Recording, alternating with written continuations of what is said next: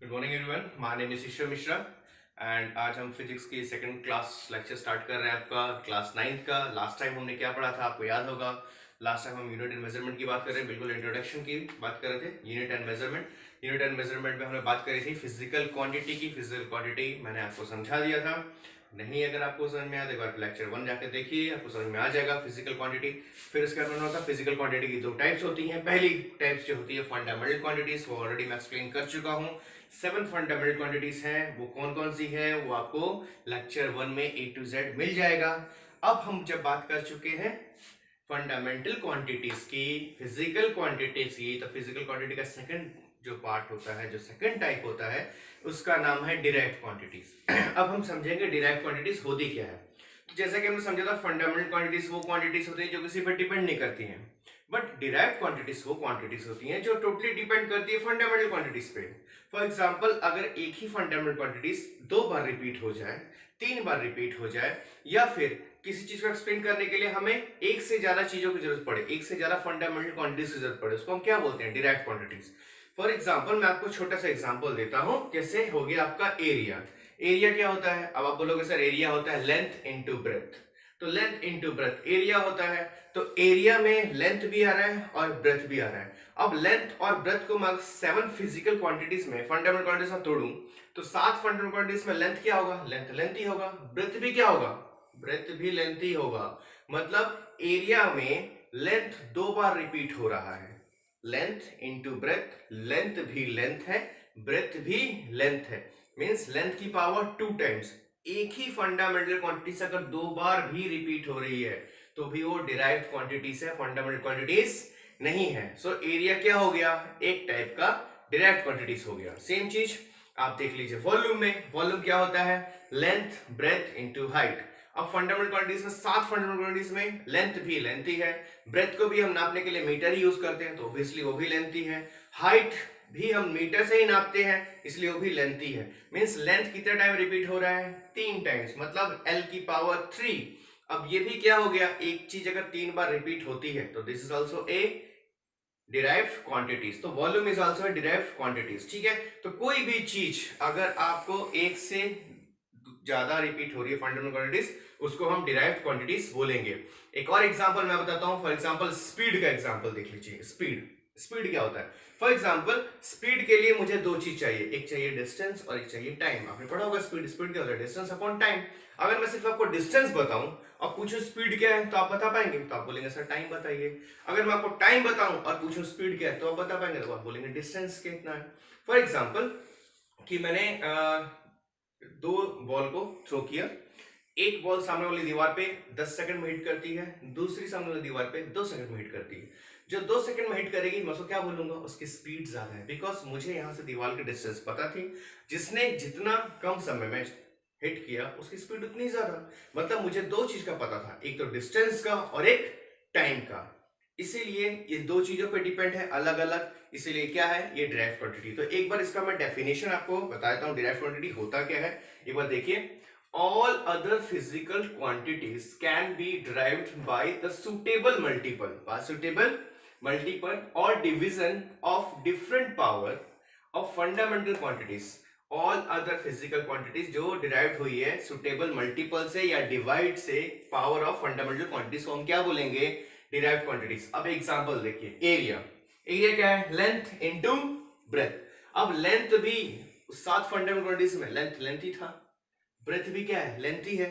Means L का square, L का square.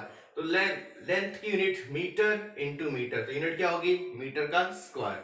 Same चीज volume, length breadth height. Length is also length, breadth is also length, height is also length. L की power 3 means metre cube. Metre metre metre, 3 बार metre है तो metre cube, इसकी unit क्या होगी? Metre cube. Speed, speed में distance और time. अब डिस्टेंस 7 फंडामेंटल क्वांटिटीज में डिस्टेंस कौन सी फंडामेंटल क्वांटिटीज होगी? डिस्टेंस किससे नापोगे? ऑब्वियसली लेंथ से नापोगे ना, हीट से तो नापोगे नहीं, करंट से तो नापोगे नहीं। तो डिस्टेंस कौन सा फंडामेंटल क्वांटिटीज था? लेंथ था। टाइम कौन सा फंडामेंटल क्वांटिटीज था? टाइम का टाइम ही था।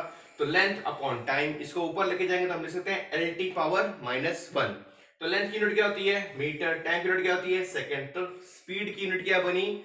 मीटर पर सेकेंड, या इसको ऐसे लिख सकते हैं ms-1। यहां पर -1 छूट गया है, इसको -1 कर लीजिएगा, मीटर पर सेकेंड।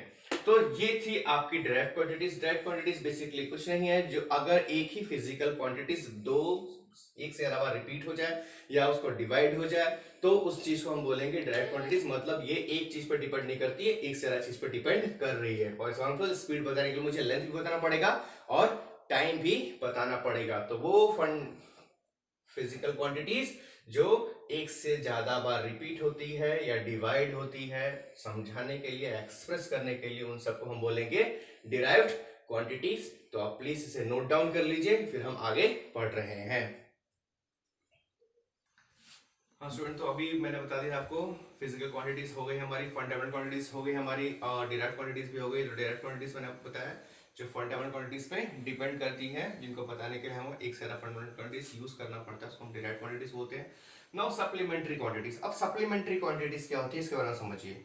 अब हुआ यूं कि जब ये सारे फिजिकल क्वांटिटीज बन रही थी, फंडामेंटल क्वांटिटीज बन रही थी, तो जैसे हम लोग का टीचर्स की एक मीटिंग होती है, वैसे साइंटिस्ट लोग की भी एक मीटिंग होती है पेरिस में, ठीक है। तो सारे साइंटिस्टों की मीटिंग हुई, तो उन लोगों ने बोला कि हमने सब कुछ डिफाइन कर दिया, कुछ ऐसा चीज तो है तो नहीं है जो हम बता नहीं पाए, जो हम समझा नहीं पाए लोगों को।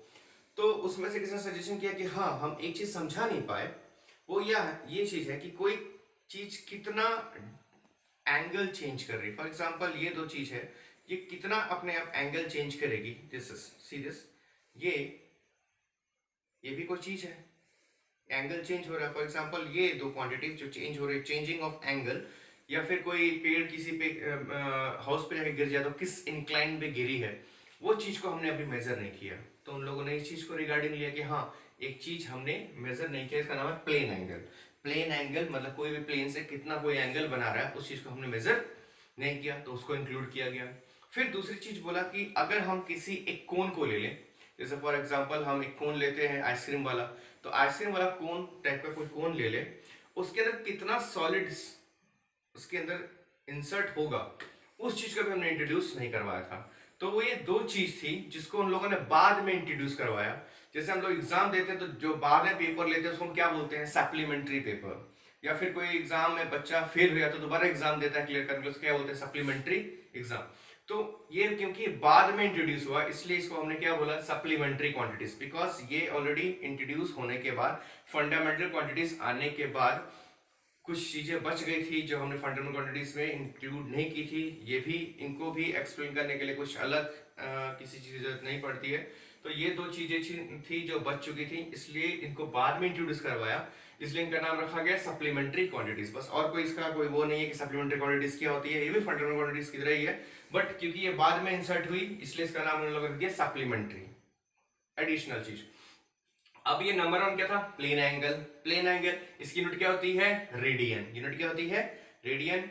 अब रेडियन को डिग्री में चेंज करना, डिग्री को रेडियन में चेंज करना, यूनिट कन्वर्जन में हम पढ़ेंगे बाद में। सिंबल इसका होता है रेडियन। दूसरा है solid angle. Solid angle means वो कोन, उसमें कितना सॉलिड अंदर आ सकता है, उसको बोलते हैं हम सॉलिड एंगल। उसका यूनिट है स्टेरेडियन। उसका यूनिट क्या है, steradian. And symbol is S R. Symbol is S R. Obviously दोनों साइंटिस्ट के नेम इसलिए स्मॉल स्मॉल में है, इसको आप नोट कर लीजिए। और उसके बाद हम आगे बढ़ते हैं, स्टार्ट। हम बात करने वाले हैं यूनिट की। हमने भी पढ़ लिया फिजिकल क्वांटिटी क्या होती है, टाइप ऑफ फिजिकल क्वांटिटी क्या होती है। अब यूनिट की बात होती है। तो मैंने बताया था हर नेचर में जो भी है, जो भी एक कैरेक्टरिस्टिक हमको मिली, उसका हमने क्या रखा, एक नाम रखा। फॉर एग्जांपल एक कैरेक्टरिस्टिक हमको मिली दिस दिस दिस का नाम रख दिया। लेंथ, एक कैरेक्टरिस्टिक हमें कितना हम पे दबाव डाल रहे हमने रख दिया मास। वैसे अलग अलग कैरेक्टरिस्टिक का हमने नाम रखा। अब हमको पता चलता है कि कौन सी चीज ज्यादा है, कौन सी चीज कम है, लेकिन कितना ज्यादा है कितना कम है एक फिक्स वैल्यू नहीं था, ठीक है। तो उसके लिए हमने इंट्रोड्यूस करवाया यूनिट को। अब यूनिट क्या चीज है, ऐसा तो है नहीं यूनिट अभी इंट्रोड्यूस हुई है, यूनिट सदियों से चली आ रही है, लेकिन हम उसको समझते नहीं थे, बाद में इसको फिक्स किया गया। फॉर एग्जाम्पल जैसे आप सुनते होंगे अपने दादाजी लोग से या उनके दादा लोग ग्रैंडफादर से कि 10 हाथ की धोती, 12 हाथ की धोती। अभी भी लोग मानते हैं कि 10 हाथ की धोती चाहिए, 12 हाथ की धोती चाहिए। हम लोग का एक था कि हाथ से नापने के क्वांटिटी हम मानते थे। अब 10 हाथ की धोती कोई फिक्स वैल्यू तो है नहीं, किसके हाथ, किसका स्टैंडर्ड मानेंगे। जिसको लेना होगा वो अपने घर का सबसे बड़ा आदमी को भेजेगा क्योंकि उसका हाथ बड़ा है। जिसको बेचना होगा वो अपने घर के सबसे छोटे आदमी को बैठाएगा क्योंकि उसका हाथ छोटा है। अब ये कोई स्टैंडर्ड तो फिक्स नहीं हुआ कि 10 हाथ 12 हाथ, तो उन्होंने कहा कि ऐसा कुछ करो कि एक स्टैंडर्ड फिक्स करो जो सबके लिए एप्लीकेबल हो, जिसमें कोई भी कॉन्ट्रडिक्शन ना हो, कोई इफ एंड बट ना हो, किसी में कोई प्रॉब्लम कोई क्रिएट ना करे। ये अगर मैं बोलूं कि हाँ ये कितना बड़ा है तो मैं बोलूंगा 2 हाथ, तो किसके 2 हाथ के बराबर? आपके 2 हाथ, आपके पिताजी के या होने वाले छोटे बच्चे के। तो एक स्टैंडर्ड फिक्स होना चाहिए।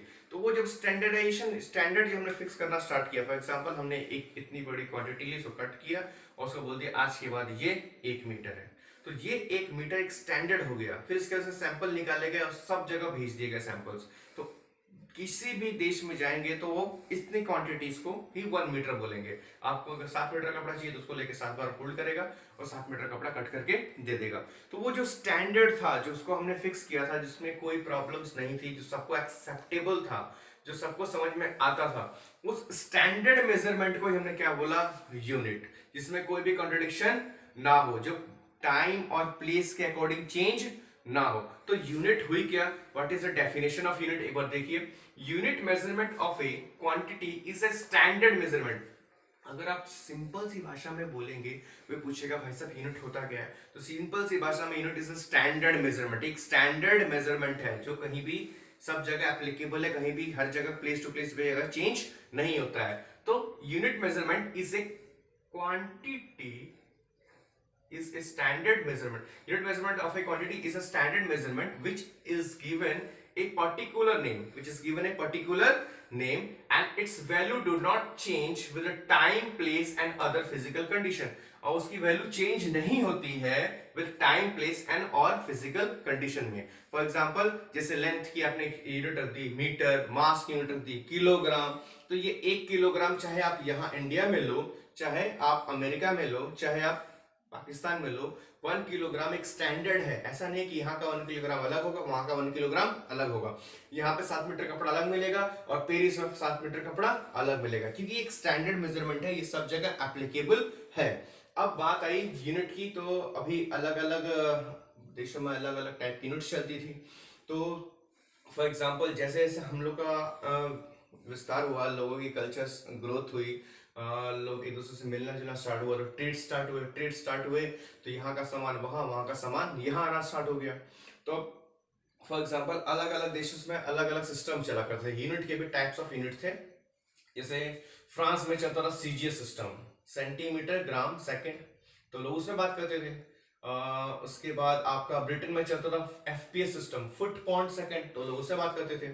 अब ये कंट्रडिक्शन हो गया कि भाई साहब कि अगर आप जाओगे, जैसे आपके यहाँ तेल नहीं होता है तो आप तेल लेने गए, तो आपके यहाँ तेल मेजरमेंट होता है लीटर में। आप गए लेने के लिए तेल अरेबिक कंट्री में, तो वो बात करते हैं बैरल में, तो आपको बैरल समझ में नहीं आता, उनको लीटर समझ में नहीं आता है। फॉर एग्जाम्पल एविएशन में जब काम स्टार्ट हुआ, तो आपका प्लेन गया ब्रिटेन, तो ब्रिटेन में जब प्लेन गया तो वहां के एविएशन बोला ऐसा करो कि आप 200 फीट ऊपर चले जाओ, लेकिन ये बेचारा बात करता है मीटर में, ये बात करता है किलोमीटर में, 100 फीट समझ में नहीं आता है, इसको पॉइंट समझ में नहीं आता है, तो प्रॉब्लम हो गया। तो इस कॉन्ट्रडिक्शन को भी हम लोगों ने डील किया। कैसे डील किया उसको हम देखेंगे सिस्टम ऑफ यूनिट में, जो मैं इसका करता हूं। पहले ये डेफिनेशन लिख लीजिए, ठीक है। कैरेक्टरिस्टिक ऑफ यूनिट की, तो यूनिट हमने पढ़ लिया। अब यूनिट के मैंने बताया यूनिट एक स्टैंडर्ड मेजरमेंट है, तो इससे कुछ कैरेक्टरिस्टिक होते हैं, उस कैरेक्टरिस्टिक हमको पता होना चाहिए, फिर हम पता करेंगे टाइप ऑफ यूनिट, अलग बात है। तो कैरेक्टरिस्टिक ऑफ यूनिट में सबसे पहली चीज जो आपको पता होना चाहिए, तो value should not be change with time. Time के साथ वैल्यू चेंज नहीं होना चाहिए। ऐसा नहीं है कि अभी 1 मीटर मैंने ये रखा है तो कुछ देर बाद टाइम के साथ मैं 1 मीटर की वैल्यू अब चेंज करने वाला हूँ, तो टाइम के साथ ये भी कभी चेंज नहीं होता है, ये फिक्स है, स्टैंडर्ड है। टाइम के साथ मतलब ऐसा नहीं है कि टिकट 2020 में कुछ और था, 2025 में कुछ और डेफिनेशन बनने वाली है यूनिट की, ठीक है। तो ये आपको ध्यान रखना है कि the value should not be change with time.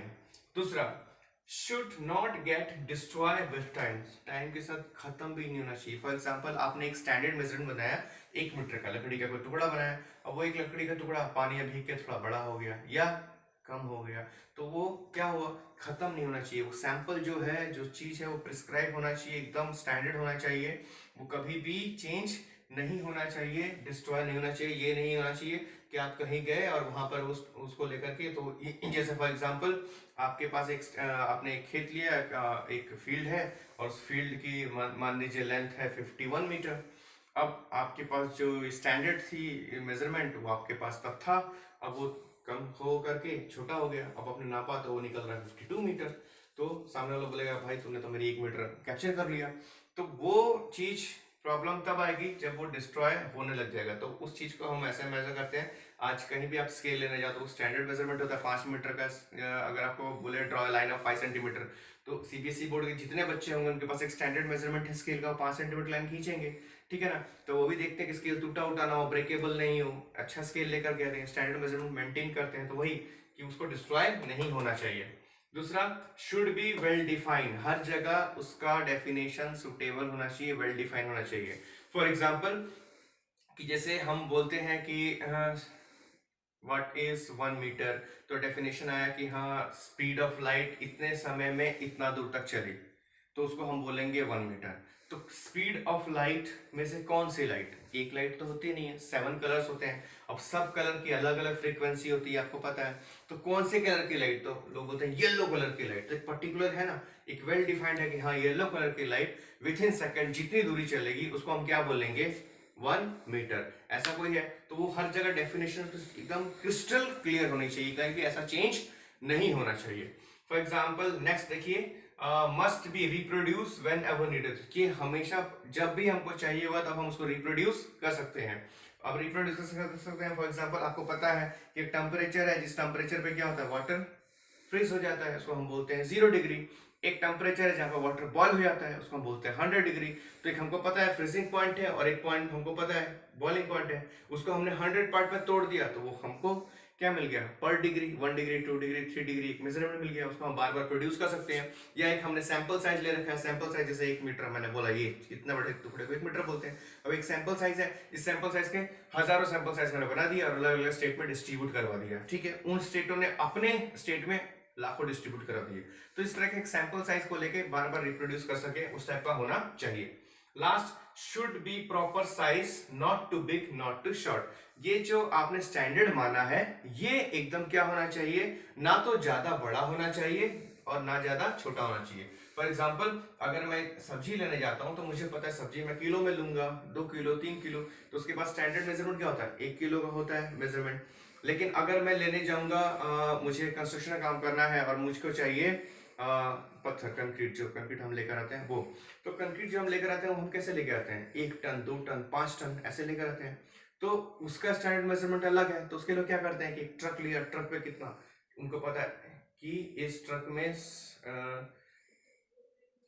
1 quintal, 2 quintal, 3 quintal ऐसे आ सकता है, तो उसमें मेजर करते हैं। तो जो जिस चीज को मेजर कर रहे हैं उस टाइप की यूनिट होनी चाहिए। ऐसा नहीं कि मैं सब्जी लेने जाता हूँ मैं कुंटल की बात करूं और जहां पे मैं कंक्रीट लेने जाऊँ किलो की बात करूं। तो शुड बी, जैसा मेरे को सामान लेना है उसके हिसाब से यूनिट होनी चाहिए, ना वो ज्यादा बड़ी होनी चाहिए ना ज्यादा छोटी होनी चाहिए। तो 5 कैरेक्टरिस्टिक यूनिट की होती है, इसको आप नोट डाउन कर लीजिए, ये आपके काम आएगा, ठीक है, अभी भी और +1 में भी। Thank you very much. अब मैं बात करता हूँ सिस्टम ऑफ यूनिट की। तो सिस्टम ऑफ यूनिट में देखिए मैंने कहा था जैसे से ट्रेड स्टार्ट हुए अलग अलग देशों में अलग अलग सिस्टम चलता था। तो सिस्टम ऑफ यूनिट में अलग अलग देशों में, for example CGS system France में चलता था, एफपीएस सिस्टम कहाँ चलता था, ब्रिटेन में चलता था, और हमारे यहाँ चलता था एमकेएस सिस्टम। तो सीजीएस सिस्टम में क्या लेंथ के लोग क्या यूज करते थे, सेंटीमीटर, मास के लिए यूज करते थे लोग ग्राम, और टाइम के लिए यूज करते थे लोग सेकंड। तो centimetre, gram, second stand for CGS, ठीक है। ये कहाँ चलता था आपका, फ्रांस में। कहाँ चलता था, फ्रांस। इसको मैट्रिक सिस्टम भी बोलते हैं। मैट्रिक सिस्टम क्यों बोलते हैं, बिकॉज 10 के मल्टीपल में है वो, ठीक है, वो हायर क्लास में आपको 11th क्लास में बताया जाएगा। Next, foot point second. ये लोग लेंथ के लिए क्या यूज करते थे, फुट, जैसे कितने foot, 10 foot, 20 foot, 15 foot, length के लिए यूज करते थे लोग फुट। मास के लिए यूज करते थे पॉन्ड, और टाइम के लिए यूज करते थे सेकंड। फॉर एग्जांपल अभी भी अगर आप अच्छे शहर में जाएंगे तो आप पूछोगे केक, तो बोला कितने पॉन्ड का केक चाहिए, because food is basically cake British food है, ठीक है। तो इसलिए वो पॉन्ड में ही बिकता है। यहाँ पे लोग किलो लो बेचते हैं क्योंकि अब यहाँ के लोग को सेंस तो है नहीं, ये समझ ही नहीं पाएंगे पॉन्ड। तो जहां भी अगर आप मेट्रोपॉलिटन शहर में जाओगे तो जैसे आप बोलोगे केक का ऑर्डर दोगे तो वो पूछेगा कितने पाउंड का केक चाहिए, बिकॉज केक कहाँ का फूड है, ब्रिटेन का फूड है। ब्रिटेन में कौन सा सिस्टम चलता था, एफपीएस सिस्टम चलता था। ओके, नेक्स्ट आपका आ गया एमके सिस्टम, जो हमारे यहाँ चलता है वो है लेंथ के लिए मीटर, मास के लिए किलोग्राम और टाइम के लिए सेकंड। ये बेसिकली एमके सिस्टम है। अब ये अलग अलग देशों में अलग अलग सिस्टम चलता था। तो जब ट्रेड्स हुई, जो ट्रेड्स में हो गया प्रॉब्लम, अब जब ट्रेड्स में प्रॉब्लम हुआ तो क्या हुआ, फिर इसमें सारे साइंटिस्ट लोगों की जो मीटिंग हुई, इनकी मीटिंग हुई तो उन्होंने बोला नहीं, हम लोग को एक स्टैंडर्ड यूनिट लेके चलना पड़ेगा जिसको सारे देश एप्लीकेबल करेंगे, सारा मेजरमेंट स्टैंडर्ड यूनिट में करेंगे और सारे ट्रेड्स भी हमारे स्टैंडर्ड यूनिट्स में चलेंगे। तो स्टैंडर्ड यूनिट को उन्होंने उठाया एमकेएस से। तो एमकेएस सिस्टम में तो मीटर किलोग्राम सेकंड था। बाकी अगर मुझे बात करनी हो टेम्परेचर की, मुझे बात करनी हो किसी भी चीज की, तो वो चीज कैसे मेजर करूंगा मैं, तो वो चीज तो था नहीं, इसमें सिर्फ मीटर था, किलोग्राम था, सेकंड था। तो इन लोगों ने बाकी फंडामेंटल क्वांटिटीज को उठाया, उसका भी एक एसआई यूनिट बनाया। उसी एसआई यूनिट्स को हम लोग मेजर करते हैं, उसी एसआई यूनिट में हम बात करते हैं। इसलिए आप जब भी क्लास में पढ़ते होगे तो पढ़ते होगे what is the SI unit of force, तो आप बोलते होगे Newton. What is the SI unit of energy, तो दिस इज जूल।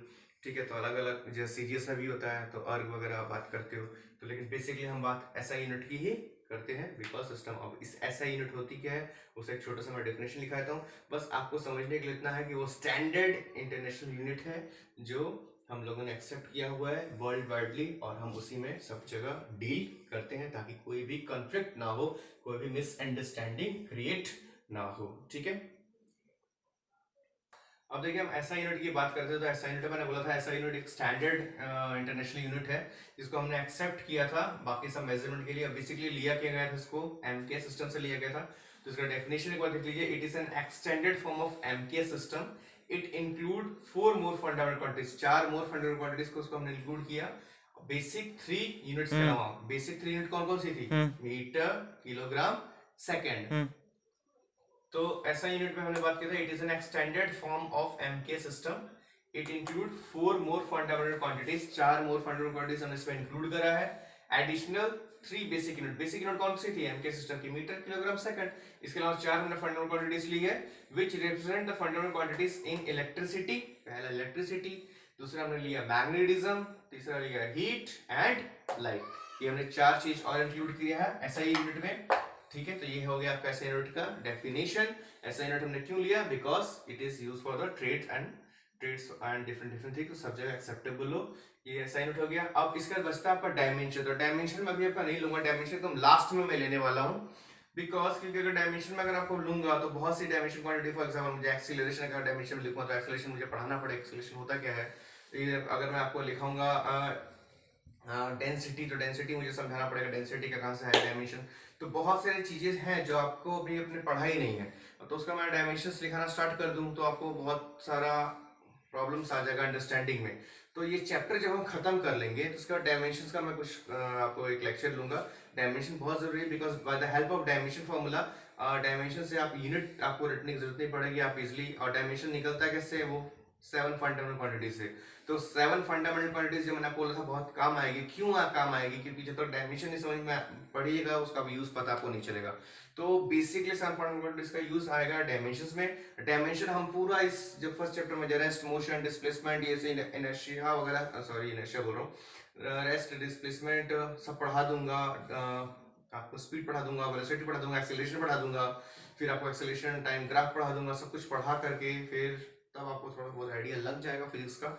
उसके बाद मैं आपको डायमेंशन पढ़ाऊंगा तो आपको जल्दी आपका दिमाग कैचअप कर पाएगा। अभी आपका दिमाग में हो जाएगा बहुत कुछ, तो इतना आराम से आप कीजिए। और कल हमारा चैप्टर इतना इंट्रोडक्शन था, इतना बेसिकली इंट्रोडक्शन था। कल हमारा स्टार्ट हुआ रेस्ट एंड मोशन, तो मैं बताऊंगा वो रेस्ट क्या होता है, मोशन क्या होता है, पूरे नीचे से एक एक चीज डिटेल ले लेके। इतना आपको बेसिक है, ये कोई भी क्लास के बच्चे पढ़ सकते हैं, इवन 8th 9th 10th। इतना बेसिक आपको पता होना चाहिए अबाउट द फिजिक्स। तो इसमें कोई वो नहीं है कि हाँ 9th वाले भी देखेंगे वीडियो, 8th वाले भी आराम से देख सकते हैं, 10th वाले भी आकर इसको देख सकते हैं, क्योंकि इतना उनको पता होना चाहिए। थैंक यू वेरी मच, अब मिलते हैं नेक्स्ट वीडियो में।